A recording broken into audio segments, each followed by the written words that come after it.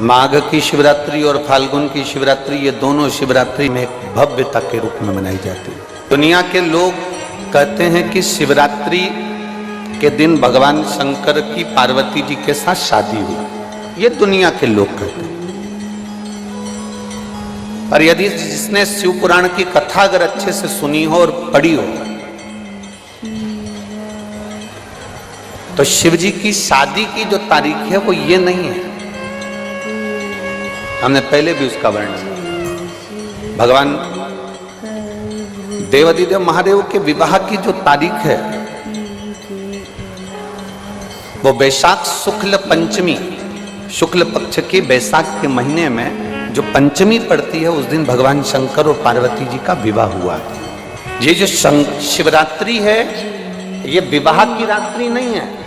ये शिवरात्रि ब्रह्मा और भगवान विष्णु ने भगवान शंकर को पहचानने के लिए पृथ्वी पर भगवान शंकर के प्रथम शिवलिंग को प्रकट करा था। तो ये शंकर जी के जन्म की शिवरात्रि, प्रागट्य की शिवरात्रि, शिव जी के प्रागट्य की शिवरात्रि। ये शिवरात्रि जो आएगी, माघ की शिवरात्रि, जो मूल शिवरात्रि होती है, जिस दिन शिवरात्रि के दिन भगवान ब्रह्मदेव और भगवान नारायण ने भगवान शंकर को एक पर्वत को घुमाकर उनके लिंग की आकृति, उनका स्वरूप प्रकट किया, उनका स्वरूप प्रकट किया, उनका जन्म। आपसे कोई पूछे कि शंकर जी का जन्म कब हुआ, तो आप बिल्कुल बेझिझक कह सकते हो शिवरात्रि के दिन, हैप्पी बर्थडे टू यू। उसमें तुम्हें सोचना नहीं है। भ्रम फैलाने वाले बहुत भ्रम फैलाते हैं। आपसे कोई पूछे तारा बाबा जी का जन्म कब हुआ, तो आप कह सकते हो शिवरात्रि के दिन हुआ। और आज इस व्यासपीठ से एक बात और कहना चाहेंगे, जिसको अपने जन्म की तारीख ना मालूम हो, जिसको अपने जन्मदिन ना मालूम हो, वो आप नियम बना लो कि आपका जन्मदिन भी शिवरात्रि के दिन ही हुआ है, पक्का। जब परब्रह्म परमेश्वर स्वयं देवाधिदेव महादेव शिवरात्रि के दिन प्रकट हो जाता है, उसका शिवलिंग, उसकी आकृति प्रकट हो जाती है। और ब्रह्मा जी ऊपर जाकर मालूम करते हैं, आकाश में बढ़ते जाते हैं, जाते जाते हैं, तो भी उनको शंकर भगवान के शिवलिंग का छोर नहीं मिलता। भगवान नारायण नीचे की ओर बढ़ते चले जाते हैं, पाताल की ओर, और उनके चरण नहीं मिलते, तब हार जाते हैं कि शंकर को पहचानना कठिन है। शिव को पहचानना, शिव को जानना कठिन है, बहुत कठिन। जैसे शंकर को पहचानना कठिन है, जैसे शिव को पहचानना कठिन, उसी तरह कोई संत को, कोई गुरु को, कोई सतगुरु को पहचानना कठिन। शिवरात्रि के दिन जो बड़ी शिवरात्रि होती है, माघ महीने के अंतर्गत जो आती है, ध्यान है आप लोगों को? उस शिवरात्रि के दिन सबसे ज्यादा जरूरी क्या होता है चढ़ाना? एक बेर। क्या जरूरी है? क्या बोलते हो? बेर की बोर, जो भी बोलते हो, जिसमें गुठली होती है और अपन लोग बोर खाते हैं, बेर खाते हैं। मात्र एक बोर, एक बेर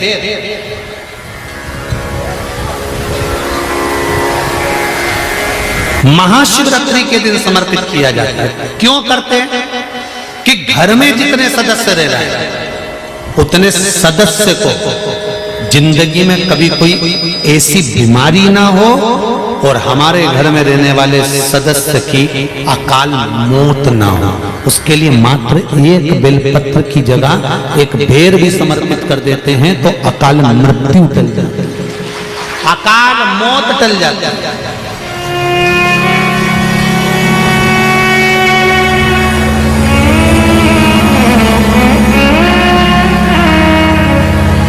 बारह महीने शिवरात्रि आती है, जिसको 12 मासिक शिवरात्रि कहते हैं। हम कई लोगों से कहते हैं, अगर जिंदगी में ज्यादा नियम नहीं ले सकते तो एक नियम ले लो, और उसका फल क्या होता है? ये मात्र 3 महीने की शिवरात्रि कर देते हैं, केवल 3 महीने की शिवरात्रि। ज्यादा कुछ नहीं कर सकते। हर महीने शिवरात्रि आती है। प्रत्येक शिवरात्रि के दिन 3 जगह पर दिया लगाना प्रारंभ कर दो। पहला, बेलपत्री के वृक्ष के नीचे। दूसरा, शंकर भगवान के मंदिर पर। तीसरा, आंवले के वृक्ष के नीचे। केवल ये 3 जगह पर दिया लगाना चालू कर दो। कौन से दिन? हर महीने की जो शिवरात्रि आती है, मासिक शिवरात्रि जो आती है, आप 12 महीने का नियम बनाओ कि मैं 12 महीने की शिवरात्रि का व्रत करूं ना करूं। मैं शंकर के मंदिर में 12 महीने जो शिवरात्रि आती है उस शिवरात्रि का नियम लेती हूं कि शिवरात्रि के दिन मैं दिया लगाने 3 जगह पर जाऊंगी। पहला, बोलते जाओ जम के, बेलपत्री के नीचे। दूसरा, शंकर भगवान के मंदिर में या शिव मंदिर की चौखट पर। तीसरा, आंवले के वृक्ष के नीचे। ये 3 जगह पर आप प्रणाम कर कर, झोली पसार कर बाबा देवाधिदेव महादेव, माता लक्ष्मी और पार्वती के नाम से दिया लगाना प्रारंभ कर दीजिए। 3 महीने की शिवरात्रि पूरी हो, ये निश्चित है अगला पत्र आपका इस जगह पर मिलेगा कि बाबा ने मेरा ये कार्य किया। शंकर जी को शिवरात्रि पे क्या चढ़ाया जाता है? बेर। कितने बेर चढ़ाते हैं? शंकर जी को शिवरात्रि पर कितने बेर चढ़ते हैं? हर शिवरात्रि का एक। 12 महीने में कितनी शिवरात्रि आती हैं? 12 बेर शिव जी को समर्पित होते हैं शिवरात्रि के दिन। काय के लिए चढ़ाए जाते हैं? एक एक बेर का क्रम है। पहला बेर शंकर जी को जब चढ़ाते हैं तो वो वंश की वृद्धि करता है। दूसरे नंबर का बेर जब चढ़ाते हैं वो संपदा प्रदान करता है। तीसरे नंबर का बेर चढ़ाते हैं वो बच्चों को बुद्धि प्रदान करता है। चौथे नंबर का बेर जब शिव जी को समर्पित करा जाता है शिवरात्रि के दिन, वो घर में से रोग धोक बीमारी को हटाता है। 5वें नंबर का जो बेर शिव जी को समर्पित करा जाता है वो हमको रोगों से मुक्त करता है। 6ठे नंबर का बेर अटके हुए काम को बनाता है। 7वें नंबर का बेर हमारे कोई कार्य नहीं हो रहे उन कार्यों को सफलता की ओर ले जाता है। 8वें नंबर का बेर हमारे घर में कुछ खुशियां लेकर आता है। 9वें नंबर का बेर हमारे घर में वैभव को प्रदान करता है। 10वें नंबर का बेर हमारे घर में संपदा देता है। 11वें नंबर का बेर व्यक्ति को एकादशी के फल के बराबर पुण्य प्रदान करता है। और 12वें नंबर का बेर व्यक्ति के जीवन को सौभाग्यमय बनाता है, नारी को अखंड सौभाग्य प्रदान करता है। 12 महीने शिवरात्रि आती है। हर महीने का एक बेर, एक शिवरात्रि का एक बेर भगवान शंकर को 12 महीने का इकट्ठा कर कर एक मूल शिवरात्रि के दिन शिव को समर्पित करना चाहिए। जीव को अखंड सुख की अनुभूति होती है, अखंड सुख।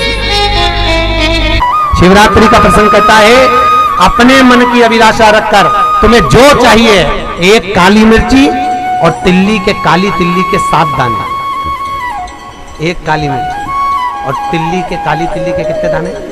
7 दाने हथेली में रखकर अपनी कामना कर कर मन से अपने मन के बात को कहकर शंकर भगवान के शिवलिंग पर चढ़ा दीजिए। आपकी मनोकामना, कहते हैं हर महीने शिवरात्रि आती है, इस शिवरात्रि पर, मुख्य शिवरात्रि पर चढ़ाओगे, अगले महीने की जब शिवरात्रि आएगी तो आपकी मनोकामना पूरी हो जाएगी। एक काली मिर्ची और 7 काली तिल्ली के दाने, मात्र 7। महाराज, जिसके घर में क्लेश रहता हो, बहुत ज्यादा लड़ाई झगड़े हो रहे हैं, सास बहू के झगड़े, ना बहू कुछ सुनने को तैयार ना सास सुनने को तैयार, और घर में बेचारे पुरुषों की आफत, यहाँ भाई भाई झगड़ रहे हो, सास बहू में झगड़ रही हो, कुछ मत करिए। गेहूं की बाली को तोड़ो। गेहूं की बाली जानते हो ना, जिसमें आप लोग तो गेहूं की बाली को तोड़ना है, और बाली 7 बाली तोड़कर अपने घर में घुमाकर अपने घर का नाम और गोत्र बोलकर उसको शंकर को समर्पित कर दीजिए। जिंदगी में कभी सास बहू का झगड़ा नहीं होगा। महाराज, शिवरात्रि के दिन उसको समर्पित करिए, आपके घर में कभी क्लेश नहीं मच सकता। 12 महीने शिवरात्रि आती है, और शिवरात्रि के दिन रात्रि को 12 बजे शंकर भगवान पर एक धतूरा चढ़ा दो। क्या चढ़ाना है? जम के बोलिए जरा। धतूरा। ये शंकर भगवान को धतूरा चढ़ा दो। 12 बजे रात्रि को शिव जी पे धतूरा चढ़ाओ। आधे घंटे तक धतूरा चढ़े रहने दो। और आप श्री शिवाय नमस्तुभ्यम का जाप करो। जिस शंकर जी पे धतूरा चढ़ाए उस मंदिर के बाहर बैठकर कौन सा मंत्र जपना है? श्री शिवाय नमस्तुभ्यम। फिर से बोलो, श्री शिवाय नमस्तुभ्यम। धतूरा चढ़ाकर श्री शिवाय नमस्तुभ्यम का स्मरण करिए। और जो दुकान नहीं चलती हो, घर में लक्ष्मी नहीं टिकती हो, खेत में फसल अच्छी नहीं आती हो, संपदा नहीं आ रही हो, बस उस धतूरे को लाल वस्त्र में बांधकर अपनी दुकान में, अपने व्यापार में, अपने घर में रात को 12:30 बजे उठाकर लाओ और 4 बजे के पहले उसको अपनी दुकान, व्यापार, व्यवसाय में उसको बांध दीजिए। और अगर जो जमीन फसल सही नहीं दे रही हो उस जमीन में ले जाकर गाड़ दीजिए। आपको जीवन में कभी तकलीफ नहीं भोगना पड़ेगी, लक्ष्मी बढ़ती चली जाएगी महाराज, संपदा बढ़ेगी। जो व्यक्ति ज्यादा बीमार रहता हो, बहुत बीमारी उसको घेरे रहती हो, परेशान रह रहा हो, बीमारी बनी हुई है, तो बोर चढ़ाइए। बेर क्या बोलते हैं यहाँ पर? बेर की बोर, वो खाने वाला बेर जो होता है, उस बेर को 7 बेर ले लो और 7 बेर को लेकर अपने ऊपर से घुमाकर शिवरात्रि की दोपहर के 12 बजे शंकर भगवान के शिवलिंग पर ले जाकर उस बेर को चढ़ा दीजिए। आपका रोग, आपकी बीमारी मात्र 3 महीने के अंदर समाप्त हो। शिवरात्रि के दिन शंकर भगवान को बेर चढ़ाने का बड़ा महत्व है। यहाँ चढ़ाते हैं कि नहीं चढ़ाते? चढ़ाते हैं। शिवरात्रि के दिन बेर चढ़ाने का बड़ा महत्व है। और शिवरात्रि पर चढ़ा हुआ वो बेर उठाकर ले आइए और उस बेर को उठाकर रख लीजिए। मान लो किसी को उदर से जुड़ी हुई जब तकलीफ रहती है, पेट से जुड़ी हुई तकलीफ रहती है, पेट से जुड़ी हुई कोई भी प्रॉब्लम हो, अगर पेट से जुड़ा हुआ कोई भी रोग आपको लग गया और डॉक्टर की दवाई चल रही है, सारी औषधि चल रही है, जो शिवरात्रि पर आपने बेर चढ़ाया है वो बेर अगर आपके यहाँ रखा हुआ है, वो बेर उस रोग वाले व्यक्ति को खिला दीजिए। आधे घंटे के अंदर पेट का दर्द, पेट की तकलीफ, पेट का कैसा भी रोग होगा एकदम आराम लग जाएगा। उस बेर में इतना दम, इतना प्रबलता आ जाती है शंकर को, जो शिवरात्रि के दिन बेर चढ़ाया जाता है।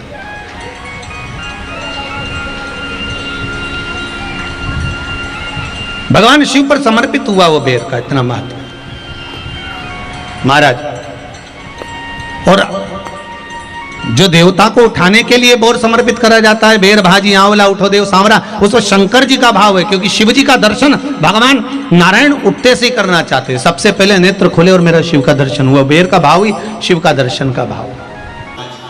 जो शंकर के शिवलिंग की आराधना करेगा, पूजन करेगा, उसके घर में 2 देवियां सदा सदा विराजमान रहेंगी। पहली सरस्वती, दूसरे नंबर पर लक्ष्मी उनके घर में सदा विराजमान। एक देवी का फूल होता है, शायद मुझे उम्मीद है कि आप सब जानते होंगे। एक देवी का फूल होता है जिसको जायसोन या गूलर का फूल भी कहते हैं, घंटी वाला फूल भी कहते हैं, लाल कलर का होता है। काय का बोलते हैं इधर? गुड़ल, गुड़र का फूल, जायसोन का फूल लाल कलर का होता है, जिसमें घंटी निकली रहती है एक छोटी सी, उसमें पीले पीले पीले पीले ताने रहते।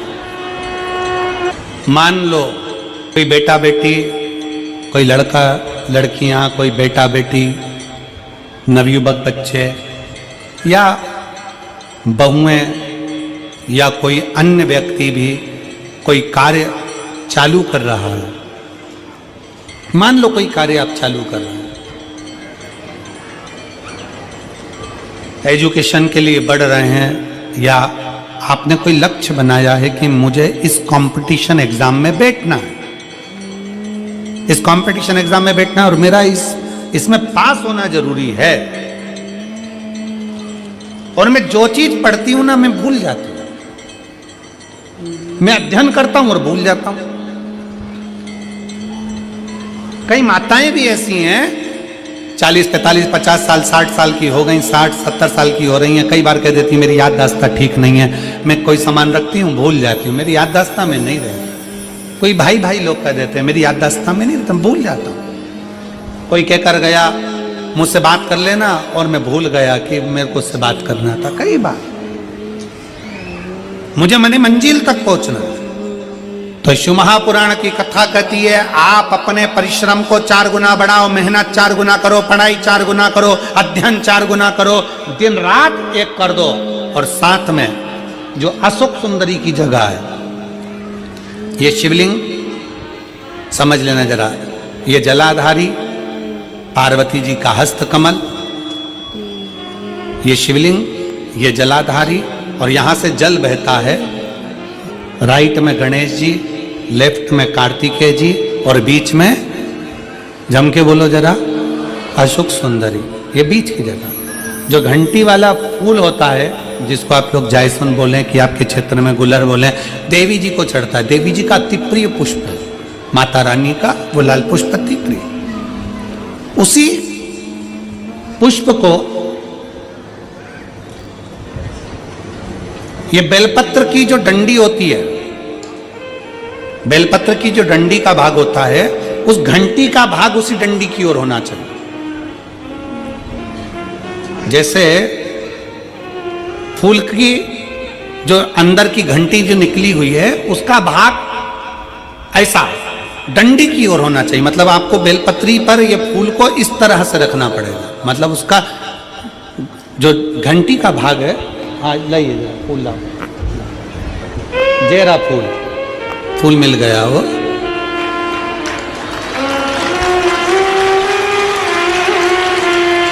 फूल मिल गया। भारत में फूल जल्दी मिल भी जाता है, मिल गया। अब ये फूल और इस फूल की जो घंटी का भाग है वो इस डंडी की ओर हो, हमारे डंडी के साइड। अपनी कामना कर कर, अपना नाम और गोत्र का स्मरण कर कर, शिव जी से अपने मन का भाव बोलकर इस फूल को और इस बेलपत्र को 12 महीने शिवरात्रि पड़ती है। किसी भी शिवरात्रि पर अशोक सुंदरी वाली जगह पर, शंकर के शिवलिंग की ओर जो अशोक सुंदरी की जगह है, वहां पर डंडी और घंटी का मुख शिवलिंग की ओर होते हुए उस बेलपत्र को समर्पित करो। कब करना है?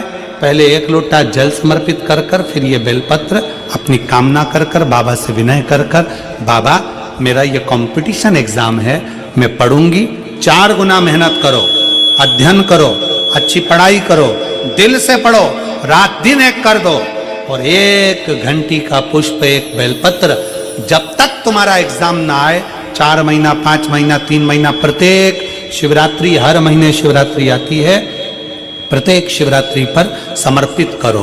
आप अपने लक्ष्य तक पहुंचोगे ही, कोई रोक नहीं सकता।